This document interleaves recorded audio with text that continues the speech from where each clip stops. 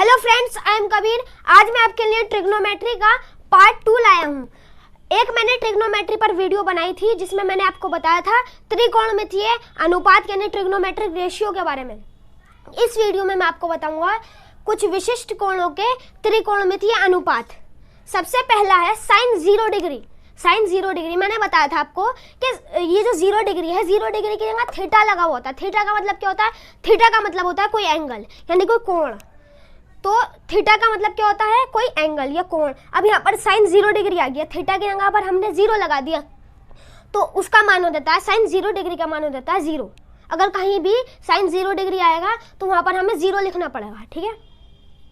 दूसरा है sign 30 degree. Sign 30 degree का मान 1/2 होता है। साइन 45 डिग्री का मान 1/√। ये क्या है? √2 होता है। और साइन 60 डिग्री का मान √3/2 होता है। ये कुछ विशिष्ट कोणों के त्रिकोणमितीय अनुपात है। हम किसी भी एंगल का निकाल सकते हैं, चाहे वो 73 हो, किसी भी एंगल का निकाल सकते हैं हम त्रिकोणमितीय अनुपात। ये कुछ विशिष्ट कोणों के हैं, सही क्वेश्चन आते हैं ज़्यादातर। तो साइन 60 डिग्री का मान √3/2। अगर हमें ये वाली लाइन याद है, साइन 0 डिग्री से लेकर साइन 60 डिग्री तक पता है, अगर हमें पता है तो ये सारे त्रिकोणमितीय अनुपात हमें पता चल जाएंगे। कैसे? हम ट्रिक लगा सकते हैं। देखिए यहाँ साइन 60 डिग्री है √3/2। तो हम सबसे पहले ये वाला साइन 60 डिग्री जो है √3/2 होता है।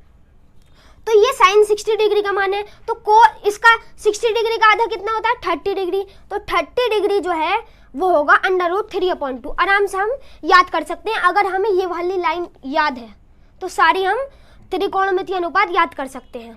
तीसरी लाइन कैसे याद करेंगे? तीसरी लाइन ऐसे याद करेंगे। देखिए सबसे ऊपर है साइन 0 डिग्री। साइन 0 डिग्री का मान होता है 0 और कोस 0 डिग्री का मान होता है 1। अगर 0 को 1 से डिवाइड करेंगे तो कितना आएगा? 0 ही तो आएगा। तो यहाँ पर हमने tan 0 डिग्री का मान पर क्या रख दिया? 0 रख दिया। क्यों? क्योंकि इसको भाग देकर क्या आता है? tan 0 डिग्री का मान आ जाएगा आराम से। साइन 30 डिग्री का मान होता है 1/2 होता है। और कोस 30 डिग्री का मान होता है √3/2। इसको अगर हम इससे भाग लगाएंगे तो 1/√3 आ जाएगा। सिंपल सी बात है। अगर 1/2 को √3/2 से डिवाइड करेंगे तो tan 30 डिग्री का मान आराम से आ जाएगा। इसलिए हम ये भी याद कर सकते हैं अगर हमें ये पता है तो। तीसरा है tan 45 डिग्री। tan 45 डिग्री भी हम आराम से निकाल लेंगे। सबसे पहले हमें साइन 45 डिग्री को और कोस 45 डिग्री को डिवाइड करना है। अगर इसको इससे डिवाइड करेंगे तो 1 आएगा। तो ये हो जाएगा tan 45 डिग्री का मान। लास्ट है tan 60 डिग्री का मान कैसे निकालेंगे? जब ये साइन 60 डिग्री √3/2 है और कोस 60 डिग्री 1/2 है, तो इसको अगर इससे डिवाइड करेंगे तो √3 आएगा। इससे हमें ये वाली पूरी लाइन याद हो जाएगी। ये सारा याद हो गया। तो ये तो व्युत्क्रम है, ये अपोजिट है। क्यों? क्योंकि साइन 0 डिग्री का अपोजिट क्या है? Cosec 0 degree. देखिए यहाँ पर 0 के नीचे अपॉन में 1 लगा रहता है। इसका कोई मतलब नहीं होता। 0 डिग्री अपॉन में 1 है तो इसका कोई मतलब नहीं है नीचे अपॉन 1 का। तो इसका उल्टा क्या होगा? अगर ये 1 ऊपर करेंगे तो 1 हो जाएगा और ये 0 जो है नीचे चला जाएगा। उल्टा करेंगे 0/1 का, अगर उल्टा कर देंगे तो 1/0 हो जाएगा। तो 1/0 जो है वो अपरिभाषित है, वो सिद्ध नहीं करा जा सकता। 1/0 को मैथमेटिक्स ने अपरिभाषित कहा है। तो इसका मान हो जाता है इनफाइनाइट। इनफाइनाइट का मतलब अनंत। तो यहाँ पर हम कोसेक 0 डिग्री के मान पर लिख देंगे इनफाइनाइट।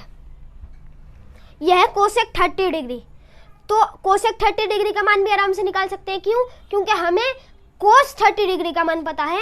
तो हम पहले साइन 30 डिग्री का मान पता होना चाहिए, फिर हम कोसेक का भी निकाल लेंगे। क्यों? क्योंकि ये सब व्युत्क्रम है, इससे ही सारा क्वेश्चन बनता है। अगर हमें ये याद करना जरूरी है, ये सारे त्रिकोणमितीय अनुपात हमें याद करना जरूरी है।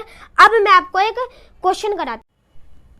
देखिए मैंने क्वेश्चन लिख दिया है, यदि tan थीटा = 4/5 तब साइन थीटा और कोस थीटा क्या होगा? हमें मान निकालना है, यानी वैल्यू निकालनी है साइन थीटा और कोस थीटा की। तो सबसे पहले हम tan थीटा का मान निकालेंगे। हम जानते हैं tan थीटा = क्या होता है? आधार बटा कर्ण। तो सबसे पहले हम लिखेंगे, पहले तो 4/5 हमें पता होना चाहिए किसका मान है। यह है tan थीटा का मान। tan थीटा सबसे पहले हम लिखेंगे लंब यानी परपेंडिकुलर अपॉन में हाइपोटेनियस यानी आधार, तो ये लंब बटा आधार होता है tan थीटा बराबर। तो सबसे पहले हम लंब की जगह क्या लिख देंगे 4 लिख देंगे और आधार की जगह क्या लिख देंगे 5 लिख देंगे, यानी परपेंडिकुलर अपॉन में बेस, यहाँ लिख देंगे 4 और यहाँ लिख देंगे 5। तो ये हमें मिल गया है tan थीटा का मान ये होता है। हमें निकालना है sin थीटा का मान और cos थीटा का मान। हम जानते हैं sin थीटा बराबर होता है लंब बटा कर्ण।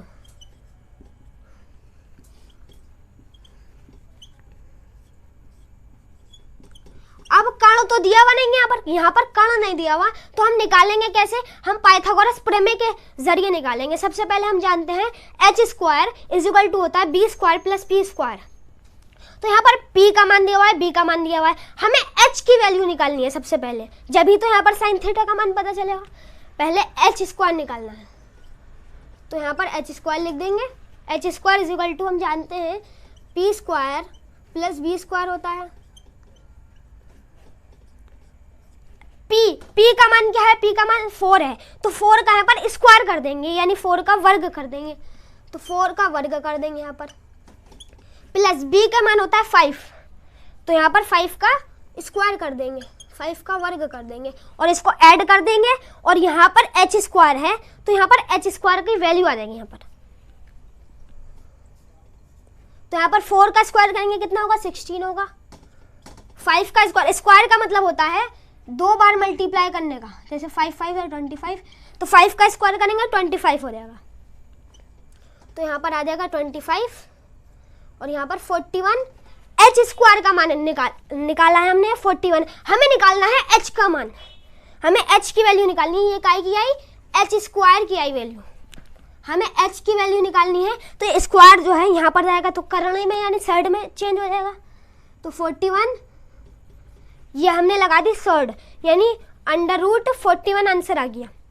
ये हमें h की वैल्यू मिल गई। अब h की वैल्यू मिल गई तो साइन थीटा की वैल्यू मिल जाएगी। लंब हम जानते हैं परपेंडिकुलर कितना 4 है, तो सबसे पहले लिखेंगे 4 अपॉन में कर्ण कितना है, हमने h स्क्वायर h का मान निकाल दिया √41, तो यहाँ लिखेंगे √41। तो ये साइन थीटा का मान हो गया। अब हम निकालते हैं कॉस थीटा का मान। ये पहले वाले का आंसर हो गया साइन थीटा का। अब हम निकालेंगे कॉस थीटा। कॉस थीटा बराबर आधार बटा कर्ण, यानी बेस अपॉन में हाइपोटेनियस। या सबसे पहले हम लिख देंगे बेस यानी b अपॉन में h। हमें b का मान पता है 5 होता है, हमने कैसे निकाला, पाइथागोरस प्रमेय के जरिए निकाला। तो 5 होता है, तो यहाँ पर सबसे पहले क्या लिखना है, हमें 5 लिखना है, तो b की जगह क्या लिख देंगे 5 लिख देंगे। h का मान पता है, h का मान होता है √41, ये हमने निकाला है पाइथागोरस प्रमेय से, तो यहाँ पर लिख देंगे √41। ये हो गया कॉस थीटा का, ये हो गया साइन थीटा का, ये हमारा आंसर हो गया। अब मैं आपको दूसरा क्वेश्चन कराता हूँ। देखिए क्वेश्चन है, यदि sine theta is equal to 4/5 तब कॉस थीटा क्या होगा। तो सबसे पहले हमें लिखना है, हमें पता होना चाहिए साइन थीटा का मान क्या होता है। तो यहाँ पर लिखेंगे sine theta is equal to लंब बटा कर्ण, यानी परपेंडिकुलर अपॉन में हाइपोटेनियस। तो यहाँ लिख देंगे p अपॉन h। तो ये p अपॉन h का मान दिया हुआ है 4/5, तो सबसे पहले p की जगह क्या लिखेंगे 4 लिखेंगे और h की जगह लिखेंगे 5। हम जानते हैं, तो हमें निकालना क्या है, b स्क्वायर का मान, b का मान निकालना है। तो हम जानते हैं पाइथागोरस प्रमेय क्या कहता है, h square is equal to p square plus b square. हमें निकालना है b स्क्वायर का मान, तो प्लस में है, जब बराबर के उधर जाएगा तो माइनस में हो जाएगा। तो h square minus b square is equal to हो जाएगा p स्क्वायर। सबसे पहले p स्क्वायर का मान भी निकाल सकते हैं हम आराम से, लेकिन हमें निकालना है b स्क्वायर का मान, तो ये प्लस का p है तो ये माइनस का p हो जाएगा। h square minus p square is equal to b square. हमें b स्क्वायर का मान निकालना था, तो हमने ये फॉर्मूला क्रिएट कर लिया। अब हम p के मान पे p रख देंगे। तो सबसे पहले हम रखेंगे p इज इक्वल टू क्या होता है 4 होता है, h का मान रख देंगे 5, h की इज इक्वल टू क्या 5 है, तो सबसे पहले 5 का स्क्वायर कर देंगे, माइनस में p की जगह क्या 4 है तो 4 का स्क्वायर कर देंगे। यहाँ से हमें क्या मिल जाएगा बी स्क्वायर का मान मिल जाएगा। हमें बी का मान निकालना है, तभी तो हमें कॉस थीटा का मान पता चलेगा। 5 का स्क्वायर करेंगे 25 हो जाएगा, 4 का स्क्वायर करेंगे 16 हो जाएगा। तो हमें बी स्क्वायर का मान मिल गया। स्क्वायर का मतलब होता है 2 बार मल्टीप्लाई करना। 5 को अगर दो बार मल्टीप्लाई करेंगे तो 25 आ जाएगा। 4 का स्क्वायर करेंगे 16 आ जाएगा। तो अगर 25 में 16 को माइनस करेंगे तो 9 आ जाएगा। ये हो गया बी स्क्वायर का मान। अब ये हमें बी स्क्वायर का मान मिल गया तो बी का भी मिल जाएगा। तो हम लिख देंगे यहाँ पर 9 = बी स्क्वायर। अब ये स्क्वायर को जब यहाँ पर लाएंगे तो साइड में कन्वर्ट हो जाएगा। तो √9 = बी। अगर 9 का वर्गमूल निकालेंगे तो कितना होगा? 3 होगा। तो बी का मान हमें 3 मिल गया। अब हम आराम से कॉस थीटा का मान निकाल लेंगे। हम जानते हैं कॉस थीटा = आधार बटा कर्ण,